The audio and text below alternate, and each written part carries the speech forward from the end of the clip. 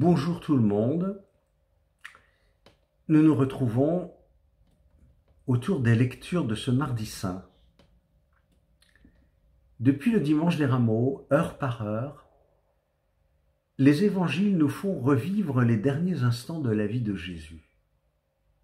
Aujourd'hui, nous nous trouvons déjà au soir de la Cène pour un dernier repas avec ses apôtres et la trahison de l'un d'entre eux. Parallèlement, nous cheminons avec la seconde partie du livre d'Isaïe qui rapporte les plus belles prophéties sur Jésus. Celui-ci nous présente un mystérieux personnage, un Messie pauvre, humble, doux, persécuté, parfait serviteur qui sauve son peuple par sa souffrance et sa mort. Dans ce passage, quelque chose attire mon attention. C'est l'universalité du salut. Isaïe s'adresse à tous, bien au-delà des frontières. Et à la fin de son message, il termine par cette même ouverture. « Je vais faire de toi la lumière des nations pour que mon salut arrive jusqu'aux extrémités de la terre. » En ces temps-là, les Juifs étaient les seuls à bénéficier de la révélation du Dieu unique. C'est pour cela que le salut accessible à tout être, juif ou pas, proclamé par Jésus, a beaucoup surpris les apôtres.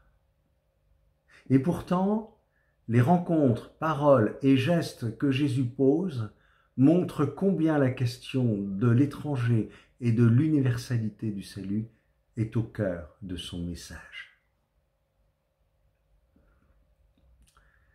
Tout au long de ces 3 années, ils l'ont vu louer la foi d'un centurion après avoir guéri son serviteur, reconnaître la foi de la syrophénicienne, une païenne dont il guérit la fille, ou la foi du lépreux samaritain. Puis, il s'entretient longuement avec une samaritaine lui annonçant qu'il est le Messie. Une parabole présente un samaritain comme reflet de la miséricorde de Dieu. La bonne nouvelle et le salut n'ont pas de frontières. Au pied de la croix, c'est encore un centurion romain qui désigne Jésus comme Fils de Dieu. Enfin, après la résurrection, nous verrons qu'au fur et à mesure de la fondation des communautés chrétiennes, l'universalité du salut offert par le Christ n'est pas évidente pour les apôtres et suscitera même quelques tensions parmi eux.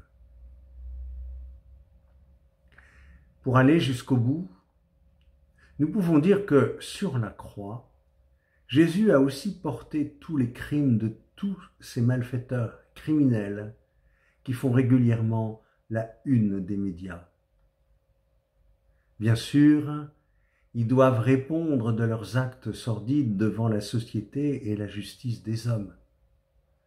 Mais en Jésus-Christ, ils peuvent obtenir le pardon de Dieu, le salut de leur âme et la vie éternelle, s'ils se repentent, bien sûr.